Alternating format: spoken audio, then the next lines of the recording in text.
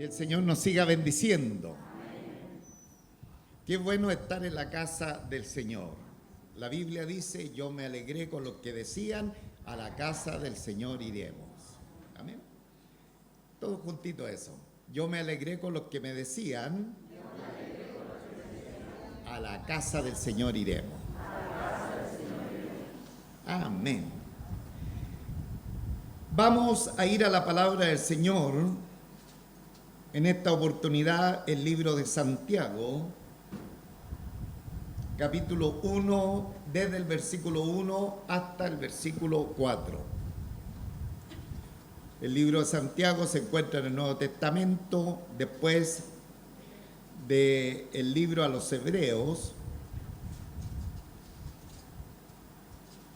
Está el libro de Santiago, ya vienen unos libros pequeñísimos, antes de llegar al último libro de la Biblia, el Apocalipsis. Un poquito antes de esos libros pequeñitos, cartas universales, se encuentra también la carta universal de Santiago.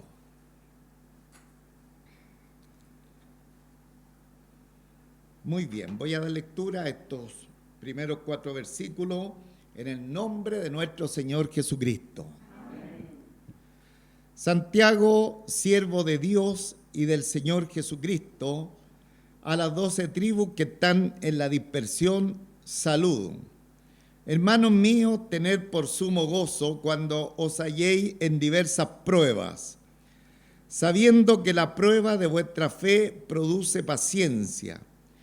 Mas tenga la paciencia su obra completa para que seáis perfectos y cabales sin que os falte cosa alguna. Amén.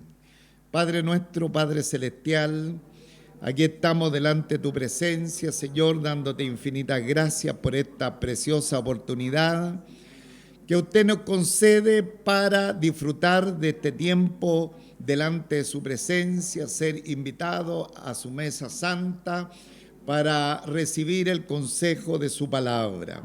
Que ella, como siempre, trabaje en cada uno de nuestras vidas, en nuestros corazones, y que podamos no solamente ser oidores de su palabra, sino también hacedores de ella.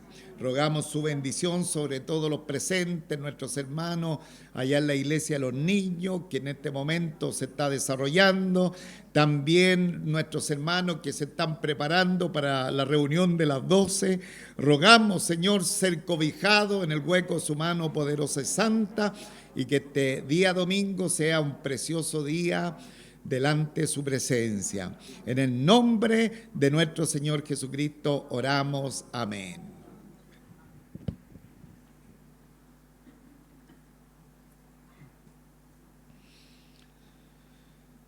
El libro de Santiago es un libro que fundamentalmente está orientado a la práctica del Evangelio.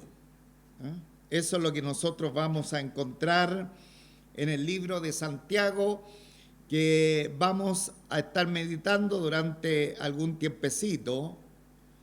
Tal vez sea medio año, no lo sabemos cuánto duraremos, ya que solamente tiene 5 capítulos. Por lo tanto, será un libro más bien breve de la Escritura, donde en su mayoría de vez nos va a estar hablando de cosas prácticas, de algo, ¿no es cierto?, donde el creyente sale a ejecutar lo que la Escritura desea de cada uno de nosotros. Este Santiago, que es el autor, que vamos a ir viendo algunos detalles de él no quiere escuchar de nosotros nuestro testimonio. Hay en muchas partes hermanos que lo único que quieren es escuchar el testimonio, el momento en que Cristo apareció a nuestras vidas. Y algunos, cuando se les da la oportunidad a este respecto, cuentan una historia grandilocuente y no la cortan nunca. Están tan emocionados de contar el momento que el Señor apareció a sus vidas, pero el apóstol Santiago es diferente. Él no quiere escuchar tu profesión de fe. Él no quiere escuchar mi profesión de fe, Él quiere ver mi fe en la práctica. Que nosotros mostremos la fe que hemos recibido de parte de nuestro Señor Jesucristo desde el día que Él vino a nuestros corazones, pero quiere que la mostremos de manera práctica. Eso es lo que trata el libro de Santiago en lo macro, y no es tanto doctrinal. Aquí no vamos a encontrar muchos temas doctrinales como el libro a los Romanos, que es un libro bastante doctrinal, y muchos otros libros de la Escritura, sino que junto al libro de Filemón, que es la historia de un esclavo que se fugó de la residencia de su amo, son libros que no tienen mucha doctrina, que no se habla mucho de las bases de nuestra fe, pero que tienen que ver mucho con la práctica. O sea, la doctrina totalmente conocida, aprendida y bien explicada por los labios de estos grandes siervos del Señor, ahora quiere que esta doctrina sea materializada, sea realizada por cada uno de los que dicen, sí, yo soy creyente, yo soy un hijo, una hija del Señor. Entonces, Santiago no quiere ver nuestro título. Oh, yo soy hijo del Señor. No, yo el 24 de octubre yo recibí a Cristo como mi Señor y Salvador personal. Santiago no quiere ver eso, quiere ver resultado. Por lo tanto, hermanos, aquí de los 108 versículos que tiene el libro de Santiago, solamente 108, 54, la mitad contienen verbos imperativos. O sea, contienen órdenes. Es como, imaginémonos que estamos frente al autor de este libro, llamado Santiago. Vamos a explicar unas cositas de él. También que es como un sargento que está delante de su pelotón dándole órdenes, y en esa orden son imperativos, son ordenanzas que tienen que ser observadas, que tienen que ser realizadas, y lo único que él desea que el pelotón, en este caso la iglesia del Señor, entre en acción. Por ejemplo, que él diga flexiones. ¿Qué harían los hermanos? Darían una explicación. La flexión tiene que ver cuando usted se tira al suelo, extiende sus brazos. No quiere eso. Quiere que la iglesia del Señor nos tiremos al suelo y empecemos a hacer flexiones. Entonces, cuando hablamos de Santiago, hermano, no estamos hablando con alguien que diga, ¡ay, qué lindo su testimonio! Si el testimonio de todos los salvados es precioso, hermano. El hecho que Cristo haya aparecido a nuestras vidas es lo mejor que nos puede haber pasado.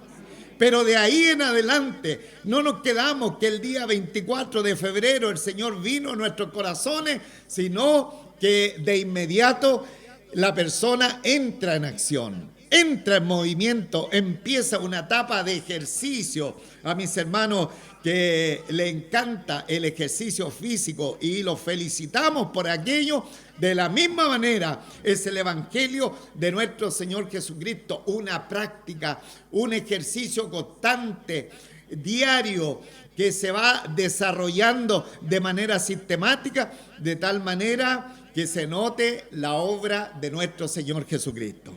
Entonces, hermano, quiero a través del versículo número 1 poder dar una sencilla introducción y contexto de este libro, que lo voy a ir ampliando los próximos domingos, porque es muy interesante darnos cuenta del contexto que engloba el libro de Santiago, pero esto lo voy, como insisto, complementar las próximas reuniones en la medida que avancemos en el texto bíblico, pero por lo menos el versículo 1 que nos sirva para esta sencilla introducción. Vayamos por favor al versículo 1. Santiago, siervo de Dios y del Señor Jesucristo, a las 12 tribus que están en la dispersión, salud. Santiago, siervo de Dios y del Señor Jesucristo, a las 12 tribus que están en la dispersión, saludos. Una traducción más actualizada, la palabra salud es saludo. O sea, Santiago está saludando a los hermanos, como dice acá, las 12 tribus que están en la dispersión. Ahora, ¿quién es Santiago? Bueno, en la Biblia, como en todos los lugares, en las naciones de la tierra, los nombres se van repitiendo. Y en la Escritura nosotros encontramos varios personajes de nombre Santiago, por lo menos 5. Uno de los más conocidos, el hermano del apóstol Juan, que también se llama Santiago.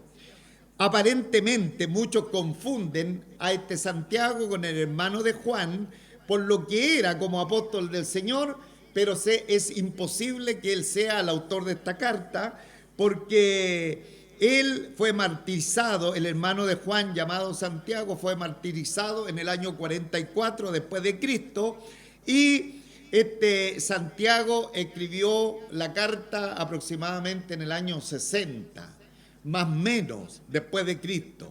Entonces se da a entender que varios nombres Santiago se van descartando hasta que finalmente empezamos, ¿no es cierto?, o la Escritura empieza a engranar que este Santiago, el nombre, ¿no es cierto?, de las derivaciones correspondientes de los idiomas originales y queda para nosotros en el español Santiago, es Jacobo. Jacobo. O sea, este libro se podría llamar Jacobo, pero en la traducción a nuestro idioma español quedó como Santiago. Entonces, este Jacobo es, y la Escritura así lo denota, es el hermano de nuestro Señor Jesucristo.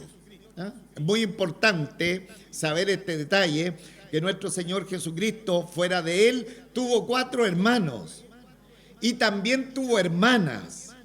La diferencia que desde Santiago, primero, el hijo mayor, hablemoslo de esta manera, nuestro Señor Jesucristo, después el segundo era Jacobo o Santiago, luego seguía los 3 restantes y luego venían las hermanas. La diferencia con nuestro Señor Jesucristo, que desde Santiago hacia abajo, hacia los menores, eran hijos del matrimonio. Sin embargo, nuestro Señor Jesucristo solo fue hijo por haber sido engendrado por María, su madre, pero ella no fue engendrada por el esposo, sino que dice la Escritura, fue engendrado por el Espíritu Santo. Entonces, ahí está la diferencia. Entonces, todo lo que nosotros podemos decir, que Santiago era el medio hermano de nuestro Señor Jesucristo. Ahora, aparentemente, este Santiago o este Jacobo no creía en el Señor Jesucristo. De hecho, la Escritura así lo dice, que era una persona junto con sus hermanos que estaban totalmente contrariados con la persona del Señor. Sin embargo, después que nuestro Señor Jesucristo resucitó, de ahí en adelante vemos a Santiago como un tremendo hombre de Dios, como un hombre convertido a la cosa del Señor. Este Santiago, Jacobo, llegó a ser un pastor tan importante dentro de la iglesia, no solamente ocupó el liderazgo de la iglesia en Jerusalén, sino que él llegó a ser el pastor de aquella iglesia en Jerusalén, que en una oportunidad, cuando hubo una controversia entre los grandes apóstoles del Señor, dice que ellos, para zanjar esa controversia, viajaron hasta la iglesia de Jerusalén, que sería una especie de iglesia madre, para tratar de zanjar este problema que tenían un tanto doctrinal respecto a la revelación del Señor. Y en medio de esa comparecencia, donde estaban los grandes apóstoles del Señor, entre ellos el apóstol Pablo y el apóstol Pedro, verdaderas columnas de la iglesia de nuestro Señor Jesucristo, de pronto tuvo su intervención este Santiago como pastor de la iglesia en Jerusalén, y cuando él habló, trajo la palabra de sabiduría, trajo la revelación del Señor y sacó todo el problema que tenían los grandes apóstoles del Señor. Por lo tanto, lo vemos que a pesar de haber sido criado en Nazaret, ¿no es cierto?, con escasos recursos literarios, con escasos estudios, por decirlo de alguna manera, naturales, sin embargo, él era un hombre erudito, era un hombre ilustrado en las cosas del Señor y sobre todo en la palabra del Señor. Entonces, esto nos deja a nosotros entrever que muchas veces podríamos ser muy sencillos respecto a nuestra educación, pero si enfrente nosotros tenemos la Escritura, la palabra del Señor y un corazón rendido a la presencia de Él, vamos a tener la revelación que Él desea de cada una de nuestras vidas. Él quiere revelarnos su palabra y su palabra también está disponible para cada uno de nosotros. Amén. Gloria sea dada al Señor. Entonces este hombre criado en Nazaret, en la casa de un carpintero, tal como lo fue nuestro Señor Jesucristo, fue un hombre lleno de sabiduría cuando tenía que enfrentar temas relacionados con la Escritura. Ahora, el texto, hermanos, que nosotros tenemos por delante, dice, y que estamos leyendo, dice: Santiago, siervo de Dios y del Señor Jesucristo, a las 12 tribus que están en la dispersión, saludos. ¿Ah? Vamos a decir saludo al tiro, no vaya a ser que alguien diga. Vamos a tener que hacer un saludo. Salud, dice. Entonces, aquí Santiago, hermano, tenía la oportunidad del siglo, porque si yo tengo una familia famosa, es la oportunidad para darlo a conocer, es la oportunidad para hablar, ¿no es cierto?, algo de la familia y tirarse un poquito de flores, decimos, por estas latitudes. Podría haber partido este primer verso diciendo: Santiago, el hijo de la Virgen María. Ya al tiro ya coloca un tremendo título, especialmente para algún tipo de religión. El hijo de la Virgen María, hermano nada menos del Señor Jesucristo. Yo crecí con él, lo conocí mucho antes que se hiciera famoso.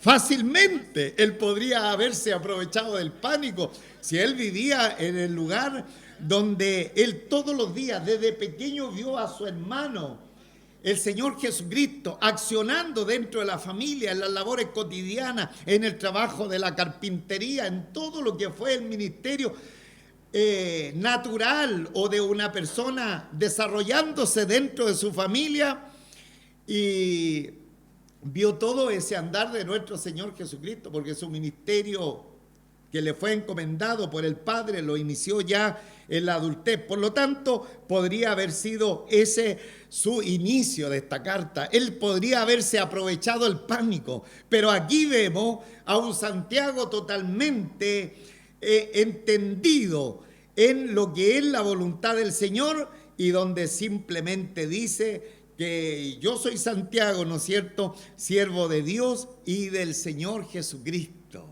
O sea, le he conocido, ahora soy siervo de Dios y del Señor Jesucristo. Quiere decir que está aseverando, está consolidando la deidad de nuestro Señor Jesucristo, porque Él habla de Dios y habla de nuestro Señor Jesucristo, lo coloca a la par, siervo de Dios y del Señor Jesucristo. Y la palabra siervo se refiere a que ellos son de propiedad de su amo. ¿Ah? A pesar que Jesucristo en la carne, entre comillas, es mi hermano, sin embargo, Él es mi amo, Él es el que gobierna, Él es el que tiene los derechos de mi vida. Amén.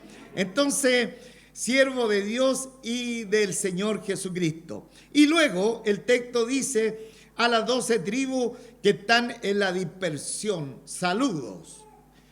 Aquí, hermanos, cuando se habla de las 12 tribus, esta carta eminentemente es una carta que se le envía a los creyentes judíos, a los que están en la diáspora por causa de la persecución. Recordemos que cuando vino el martirio de los cristianos, especialmente se inicia con la muerte del gran mártir Esteban, la iglesia del Señor tuvo que salir al exilio, salir digamos, en una diáspora a través de todo el mundo. Es como lo que sucede en estos tiempos con personas de diferentes países, cómo van emigrando a otros países de la tierra. De lo mismo estamos hablando aquí en esta oportunidad, a causa de la persecución del Imperio Romano, como ellos estaban matando a los creyentes.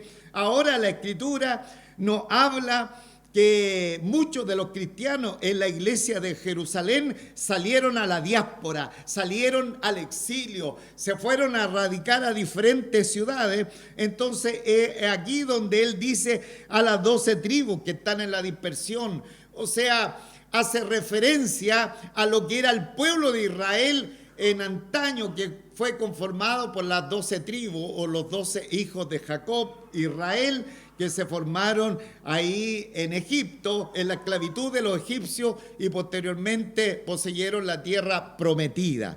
Entonces, se habla de esas 12 tribus, pero si se está hablando de los que están en la dispersión, no solamente debemos pensar que la carta a Santiago es eminentemente una carta que se dirige a los judíos, porque también la Escritura dice que nosotros somos el Israel de Dios. Y por lo tanto, aquí esta carta, en una segunda interpretación que cabe también en la Escritura, nos habla que también se está hablando a todos los creyentes que están en las diferentes partes del mundo. Entonces, esta carta, el Espíritu Santo también la ha escrito a nosotros. Amén. Somos parte de ella y se nos ha dado para que la recibamos como la enseñanza para nosotros.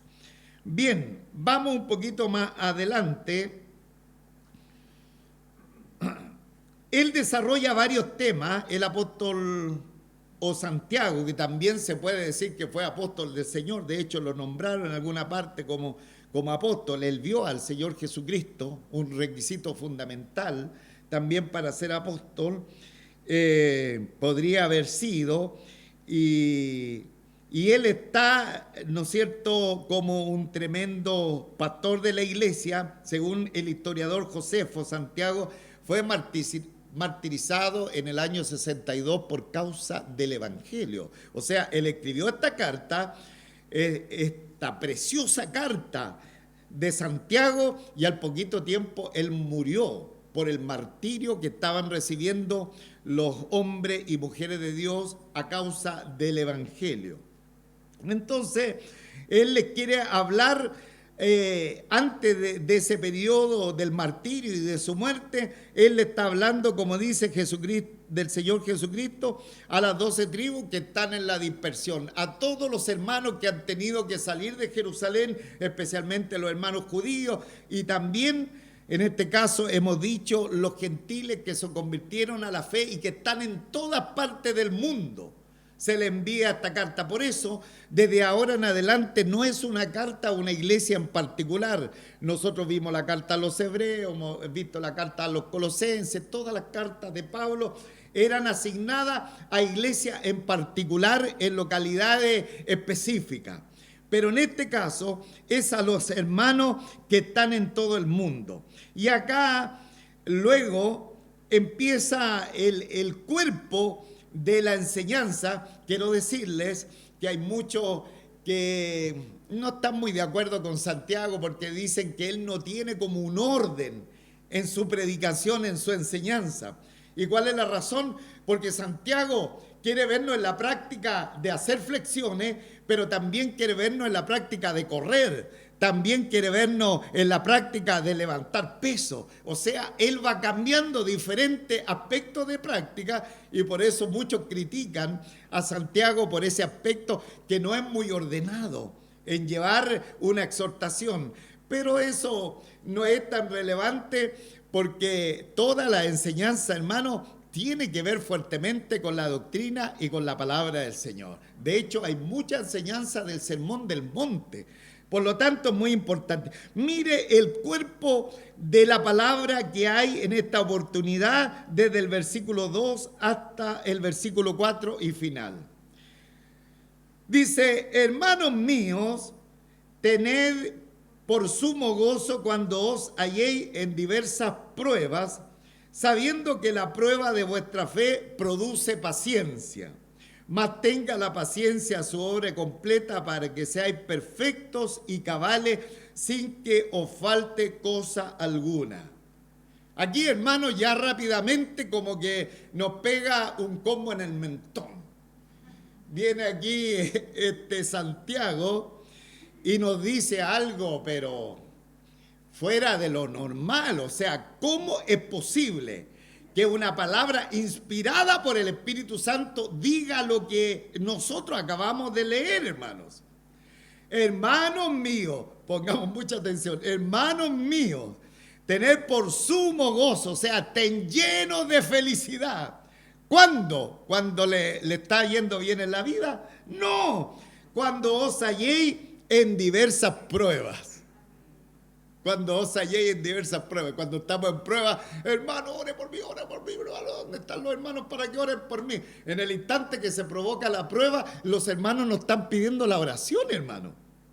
Y es todo lo contrario lo que nos dice ahora Santiago, porque nos dice, oye, en ese momento ustedes deben estar llenos de alegría. ¿Pero qué le pasa a Santiago? Se volvió loco. ¿Cómo es posible si yo me vino la prueba y tengo que mandar rápido el WhatsApp de oración para la iglesia y tengo que rápidamente decirle al pastor que imponga mano, que me unja con aceite?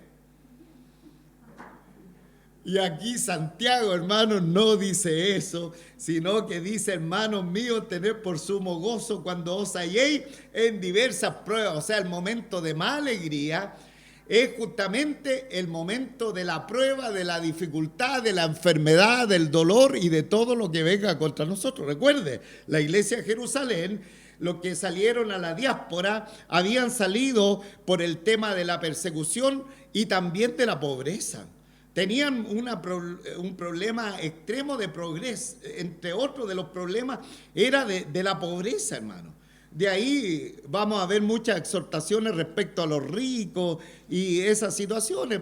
Eso lo vamos a ver más adelante. Entonces, y dice el versículo 3, sabiendo que la prueba de vuestra fe produce paciencia, mantenga la paciencia su obra completa para que seáis perfectos y cabales sin que os falte cosa alguna.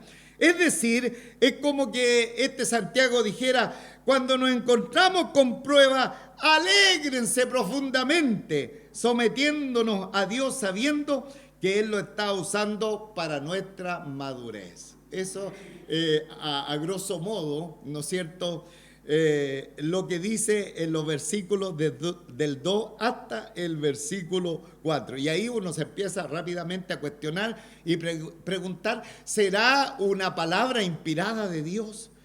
¿Será un consejo práctico y realista? Porque Santiago es como un bicho raro masoquista. Se nota de esa manera, se siente como complacido porque alguien vaya enfrentando problemas en la vida. Entonces ahí viene esa pregunta, ¿verdaderamente este hombre estará hablando inspirado por el Espíritu Santo?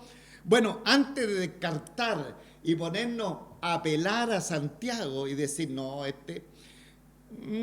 tendrían que haber dejado esta carta aquí en la Biblia, parece que no es inspirada. Antes de hacer un juicio sobre Santiago, quisiera leerles lo que dijeron dos columnas de la iglesia, en este caso el apóstol Pedro y también el apóstol Pablo, respecto a lo mismo. Mire lo que escribió Pedro en Primera de Pedro, capítulo 4, versículo 13.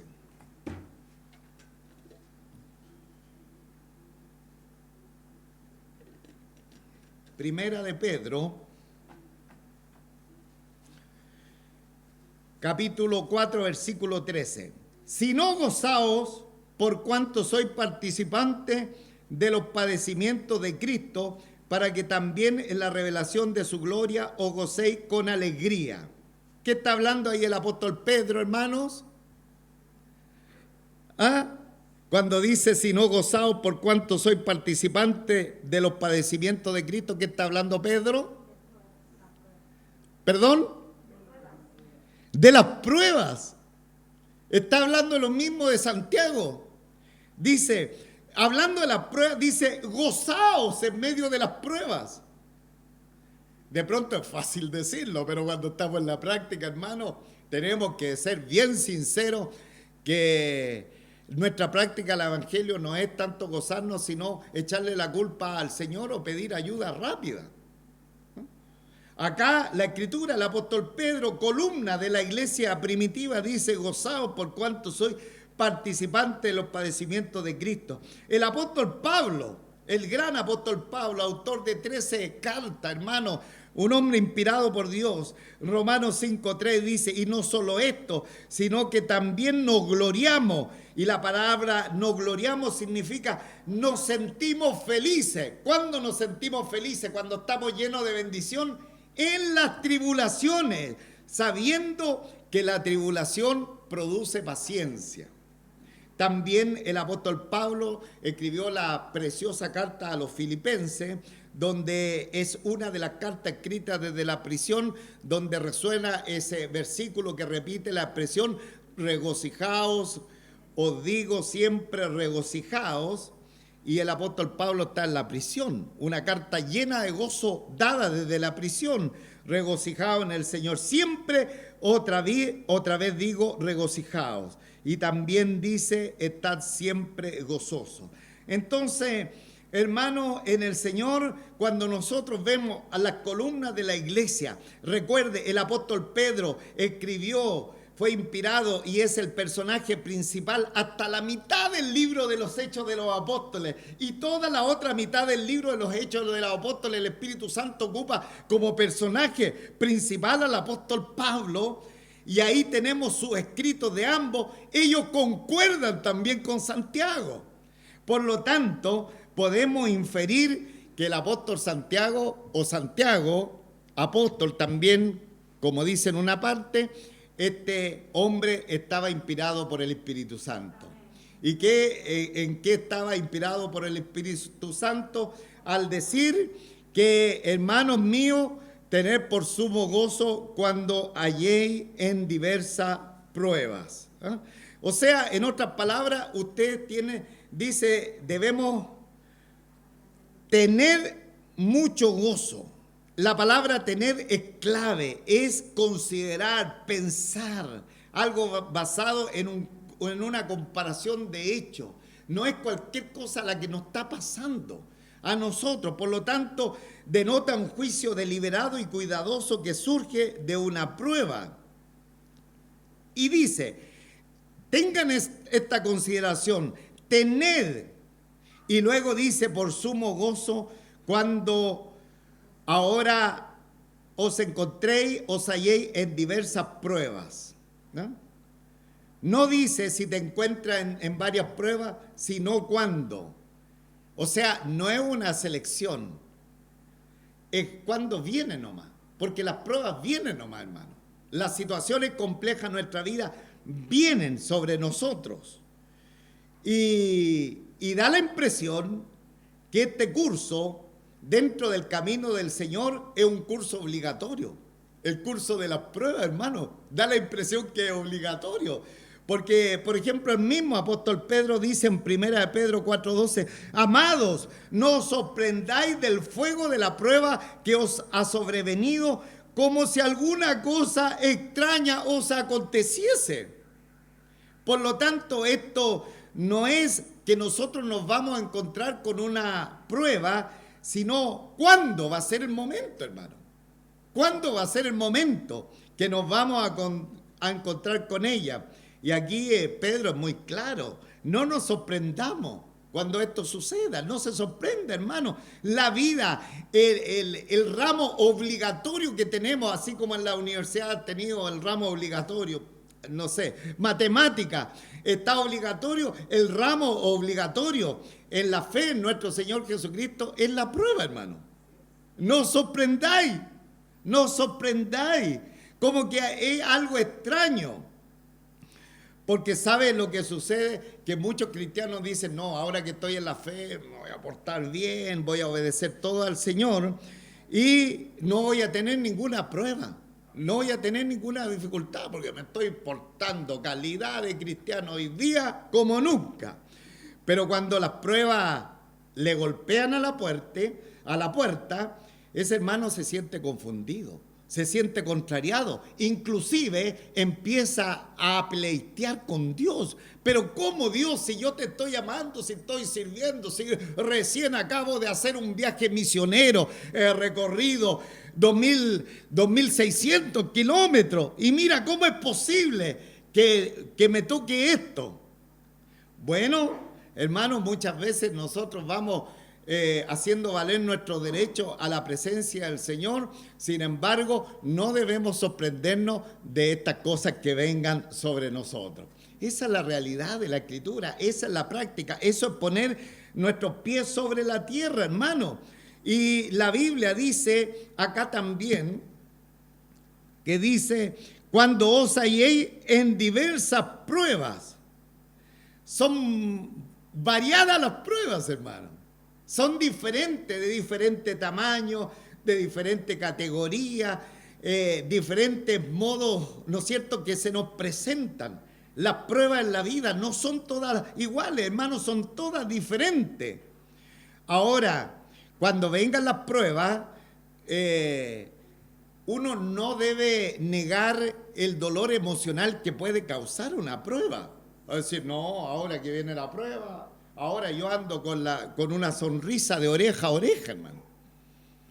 No, porque la Escritura nos habla que nuestro Señor Jesucristo no condenó a María por estar llorando por su hermano Lázaro muerto, hermano. No lo condenó a ellos. Inclusive la Escritura dice que delante del dolor nuestro Señor Jesucristo también lloró, hermanos. Por lo tanto, cuando estamos en las pruebas, en las dificultades, no requiere que nosotros digamos, no, aquí yo soy un autómata. Aquí esta cosa no me pasa nada porque yo soy hijo del Señor, no tengo nada que hacer. Aquí estoy. No, mi Señor. Hermano, en el Señor, porque la Escritura, hablando de nuestro Salvador Jesucristo, cuando encaró la cruz, dice que lo hizo con clamor y con lágrimas. Por lo tanto, cuando nosotros enfrentamos las pruebas, las dificultades que se nos vienen a nuestra vida, no requiere negar el dolor emocional que nos puedan traer, las complicaciones. Hermano, el apóstol Pablo dice, gozaos con los que se gozan y llorad con los que lloran. Hebreos 12:11 dice, es verdad que ninguna disciplina presente parece ser causa de gozo, sino de tristeza. Entonces, no es que en las pruebas nosotros coloquemos la carita feliz, sino y decir de esta manera, como negar que estamos sufriendo. Todo lo contrario, debemos tener una actitud natural y si estamos en una dificultad, bueno, ahí experimentar esos dolores emocionales. Claro que sí, somos personas naturales y lloramos, nos dolemos y sufrimos muchas veces, pero es una realidad que se nos viene a nuestras vidas. Ahora, nuestra respuesta a las pruebas es tan diferente a como los no creyentes la experimentan. Ahí está la diferencia. Nosotros nos distinguimos de la gente del mundo, que ellos también van pasando pruebas, que ellos también van pasando dificultades a diario, igual que nosotros. No es que porque estamos en el Evangelio se nos acabaron las pruebas. A la gente del mundo tiene pruebas de diversa índole. Nosotros también tenemos pruebas de diferente índole. La diferencia es cómo nosotros la enfrentamos. ¿Y cómo la enfrentamos? En que tenemos la confianza de que Dios está en control de nuestras vidas. Esa es la diferencia, hermano. Esa es la diferencia.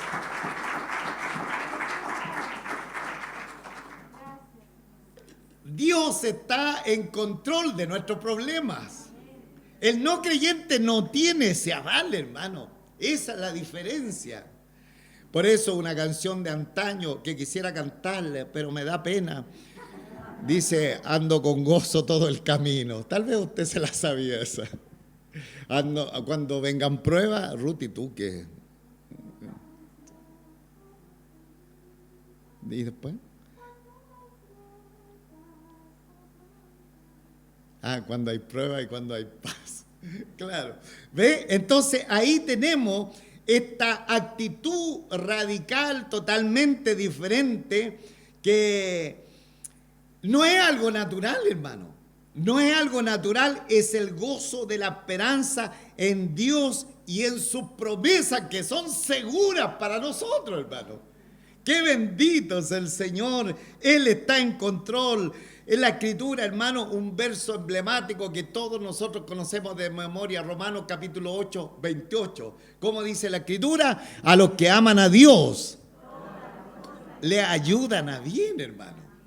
Por lo tanto, dificultad, problema, hermano, nosotros debiéramos estar atentos para saber cómo va a trabajar Dios en nuestra vida al respecto en esa situación.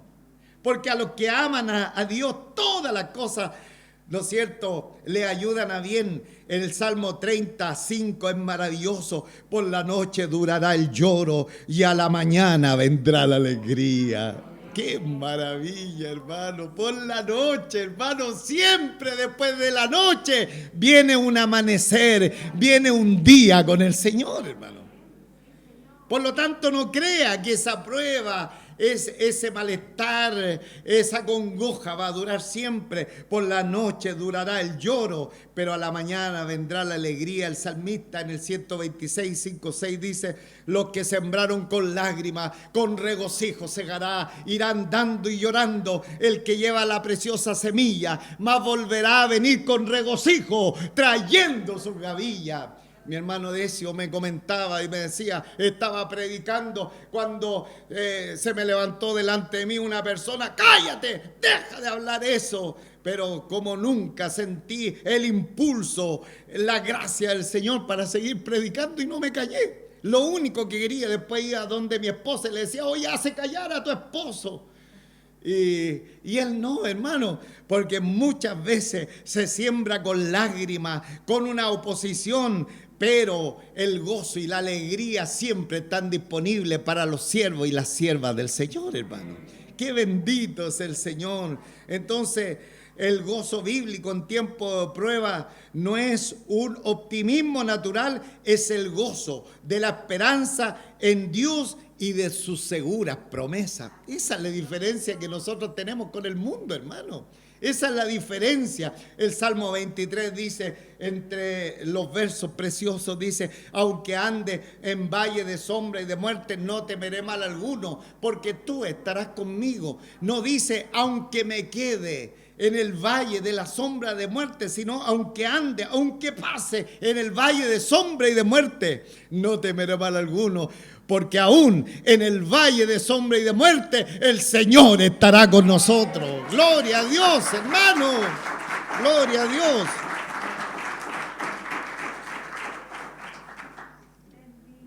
Bendito sea el nombre del Señor. Entonces, aquí el texto bíblico nos está llevando a esta enseñanza de las pruebas, hermanos. Hermanos míos, tened por sumo gozo cuando hoy os halléis en diversas pruebas. Y luego ya, hermanos, para ir al ocaso de estos versos, dice, sabiendo que la prueba de vuestra fe produce paciencia. La prueba de vuestra fe produce paciencia. Mire, la prueba que venga sobre nosotros tiene un resultado extraordinario, paciencia. Y la Escritura, rápidamente viene a mi mente el texto que dice, tened paciencia, ¿hasta cuándo? ¿Hasta cuándo? Hasta la venida del Señor. Todos juntos, tened paciencia hasta la venida del Señor. Porque de pronto la paciencia dentro de los círculos eclesiales se acaba, hermano. Y las personas dicen, no, se me acabó la paciencia, sobre todo con ese hermanito y con el pastor, en fin. La gente así, hermano. Pero la Escritura nos ordena a tener paciencia hasta la venida del Señor. Y aquí encontramos algo tranquilizador, porque en medio de la prueba de nuestra fe, dice que va a dar como resultado paciencia. ¿Cuántos quieren tener paciencia? Es que no me tienen paciencia. Ese no es de acá de la Biblia. Produce, sabiendo que la prueba de vuestra fe produce paciencia. Hermano, en medio de la prueba de nuestra fe produce paciencia. En medio de la prueba, hermano, y aquí entra a tallar mucho el tema que hablamos en esta iglesia, la soberanía de Dios. Dios está en medio de esa situación complicada. Dios es soberano desde la lluvia que cae y la nieve que cae. Dios es soberano. Los eventos aleatorios que ocurren en la naturaleza, Dios es soberano, dice el libro de los Proverbios. Los acontecimientos de las naciones de la tierra, Dios es soberano. A nivel personal, en fin, Dios es soberano. Y es tremendo, aleccionador para nosotros saber que en medio de la dificultad de la prueba, Dios sigue estando en control. Dios no le pilló de sorpresa la situación que nos está embargando, el problema, la dificultad que estamos teniendo. Hay que diga, uy, a mi hijo lo que le pasó, yo no pensaba lo que le iba a pasar. Él está en control, Él es soberano, Él sabe todo. Y entender la doctrina de la soberanía de Dios nos ayuda a descansar en el Señor, hermano, porque somos sus hijos, porque sabemos que está Él en control y produce perseverancia. La palabra perseverancia también es traducida como resistencia, es una mejor traducción. Como dice acá el texto bíblico, dice, sabiendo que la prueba de vuestra fe produce paciencia, resistencia, perseverancia. Aquí, hermanos, podríamos colocar algunos ejemplos y, no sé, esa resistencia que podría notarse cuando en un momento determinado una prenda de vestir, esta prenda que va a resistir la lluvia, ¿cómo se llamaban? Muy usual. Impermeable, ahora ya ni usamos impermeable acá en Santiago, en el sur llueve, hermano, no hay sequía, gloria a Dios. Los pastos están verdes, no hay ningún problema. Bueno, acá nuestro Santiago tiene ese problema. El tema que alguien dice, me compra impermeable y le dice, no, 100% resiste la lluvia. Pero si lo usamos acá en Santiago no vamos a ver si es 100% resistible a la lluvia. Pero si usted va con el impermeable y lo prueba allá en el sur, se va a dar cuenta si verdaderamente es resistente 100% al agua. De la misma manera, hermano, el Señor permite en nosotros estas circunstancias, estas pruebas que vienen a nosotros, porque dice, sabiendo que la prueba de vuestra fe produce resistencia. Se nota verdaderamente de qué ustedes están hechos. Ustedes tienen paciencia. La palabra equivalente es resistencia. Y por lo tanto es de suma importancia que las pruebas vengan a nosotros. Y nos damos cuenta de qué estamos hechos. Si verdaderamente hemos creído o no hemos creído en nuestro Señor. Que cada uno de nosotros tengamos el cuero duro. Amén. Seamos resistentes. Así como los atletas. Volvemos al mismo ejemplo. Se van entrenando. Voy a correr 10 kilómetros, pero parten primero 5 kilómetros y después otra vez 5 kilómetros y después, puedo más, porque tiene resistencia. Esa es la prueba de nuestra fe a cada rato, porque van a venir situaciones sobre nuestras vidas, pero con la ayuda del Señor vamos a ir adelante. Gloria a Dios. Finalmente, hermano, ya para terminar, dice, mas tenga la paciencia, su obra completa para que seáis perfectos y cabales sin que os falte alguna cosa. Mas tenga la paciencia, su obra completa. No significa, hermano, que esto se va a acabar que las pruebas se van a acabar y sí, aquí hay una luz, más tenga la paciencia, su obra completa. No, hermano, al final esto de las pruebas es para que nosotros progresemos hasta que el Señor nos lleve a su presencia. Esto no se acaba antes. Esta paciencia va a tener su obra completa cuando el Señor nos llame, nos lleve a su presencia, hermano. O sea, el curso de la prueba, de la dificultad, tenemos que tomarlo todas las veces como repetir el curso. Como, ¿no es cierto?, anotar nuevamente un curso que parece, pero Señor, si yo aprobé este curso de la prueba, bueno, te vas a tener que anotar para el próximo semestre al mismo curso. Y después al otro semestre al mismo curso, porque así lo habla la palabra del Señor, hasta que finalmente, hermano, estemos totalmente entrenados y ese va a ser el momento que el Señor nos lleve a su presencia. Y luego dice que la meta del Señor, para esto mantenga la paciencia, su obra completa, para que seáis perfectos y cabales sin que os falte alguna cosa. O sea, hermano, más bien espiritualmente maduro. Eso es, porque la perfección no la alcanzamos, excepto cuando estemos en la presencia del Señor. Sino que cuando lo habla la Escritura, que seáis perfectos y cabales, sin que os falte alguna cosa, está hablando simplemente de madurez espiritual. Y eso es lo que requerimos de cada una de nuestras vidas. Eso es lo que el Señor requiere de mi vida. Madurez espiritual para estar en los caminos del Señor, para vivir la senda del Señor, desde que el Señor nos llama hasta el día que Él nos va a llevar delante de su presencia. Me gozo mucho en ver, hermanos, que pasan los años y sirven al Señor y están al pie del cañón sin claudicar. Ahí tenemos nuestra hermana del lugar de Estaquilla, la hermana Domitila, desde que la conocí hace como 40 años, una fiel sierva del Señor, y ahí al pie del cañón perdió su esposo, su hermano Darío, un precioso siervo del Señor que nos dio el lugar donde está erigido el templo de la Iglesia Cristiana Vida, allá en esa localidad. Él dio ese precioso lugar donde se levantó ese templo, donde los hermanos se reúnen. Perdió su esposo, pero ella sigue adelante, ya 5 o 6 años que falleció mi hermano Darío. Parece que fui con usted, hermano Claudio, al velatorio y al funeral. Mi hermano Claudio me acompañó en esa oportunidad, pero mi hermana Domitila con gozo, con alegría, amando y sirviendo al Señor, hermano. Eso es lo que quiere el Señor de nosotros, como dice en este verso final, finalmente, donde dice, mantenga la paciencia su obra completa, para que seáis perfectos y cabales, para que seamos maduros sin que os falte ninguna cosa. Que el Señor sea glorificado. Un fuerte aplauso al Señor y colóquese sobre sus pies.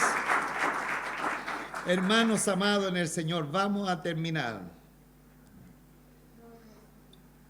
Algunas cosas nosotros las aprendemos leyendo, otra cosa la aprendemos a través de la predicación, a través de la enseñanza, pero otra cosa la aprendemos cuando estamos en el fuego de la prueba. Por todas partes podemos aprender de parte del Señor. Insisto, aprendemos cuando estamos, ¿no es cierto?, leyendo, cuando estamos escuchando una predicación, una enseñanza, pero muchas cosas aprendemos cuando estamos en la dificultad, en los problemas.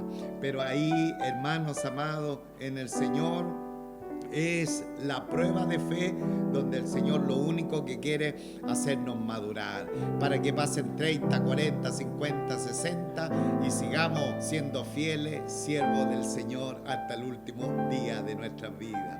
Entonces que Él nos siga bendiciendo en esta mañana. ¿Cómo estamos respondiendo entonces a las pruebas?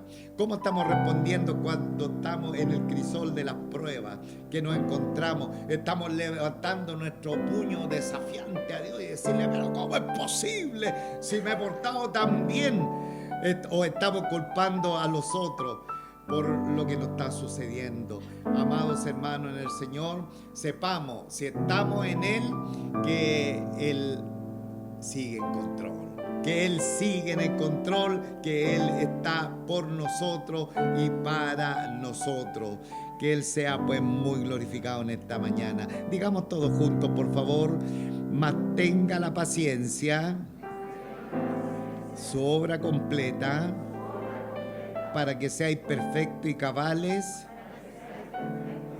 sin que os falte cosa alguna. Padre nuestro, Padre celestial, te damos muchísimas gracias en esta hora por haber iniciado este precioso libro de Santiago, que cada semana es muy probable que tengamos enseñanzas totalmente diferentes unas de otras, pero que sin embargo cada una de ellas es la práctica del Evangelio.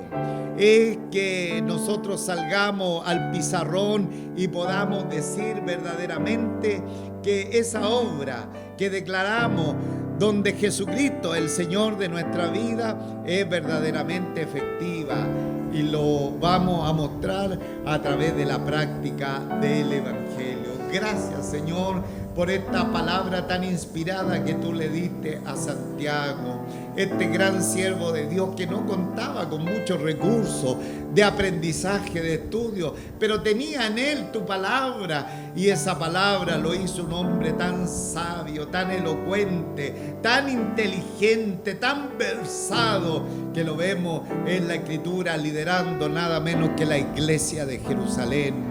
Gracias, Señor, por la vida de Santiago y por este destello de la palabra inspirada que tú le diste a él, para que nos demos cuenta que hay pruebas que vienen sobre nuestras vidas. Hay pruebas, hay complicaciones que se van a presentar durante el proceso de nuestra cristiandad. Van a haber diversos tipos de pruebas, pero las pruebas traen paciencia, y la paciencia también está forjando en cada una de nuestras vidas esa madurez necesaria para finalmente permanecer firme en la fe que tú nos has insertado. Gracias, Señor, por tu palabra. Grábala en nuestros corazones y podamos seguir adelante, Señor, aprendiendo a través de cada domingo que tú nos enseñarás al respecto. Gracias, mi Señor y Rey. Gracias por cada uno de mis hermanos, de mis hermanas que están congregados en este lugar. Gracias por su familia. Guárdenos de todo mal, guárdenos de todo peligro. Bendíganos, Señor, para su gloria. Y si en esta mañana, de los congregados que estamos aquí o de los que están también a través del internet, hay alguien que aún no conoce a Jesucristo, el Señor de la vida, al Salvador, al Redentor del mundo, que en este momento pueda también poner fe, depositar su fe en la persona de Jesucristo el Señor, en la obra que Él hizo en la cruz del Calvario, donde Él murió llevando nuestros pecados, pero al tercer día resucitó de entre los muertos y hoy vive para siempre. Que él o ella que están congregados en esta oportunidad con nosotros y aún no tienen la experiencia de la salvación, que vengan a la fe de nuestro Señor Jesucristo, que vengan al arrepentimiento, de tal manera que desde ahora en adelante empiecen a andar una nueva vida, y especialmente delante de los problemas, delante de las dificultades, ya no batallen solo, sino que tengan al lado a este poderoso gigante que está por nosotros para pelear nuestras batallas. Gracias, Señor. Toca más de algún corazón en esta hora, de alguien que no te conozca. A través de tu Espíritu Santo, revélate a su vida y que él o ella puedan entregar su corazón a nuestro Señor Jesucristo.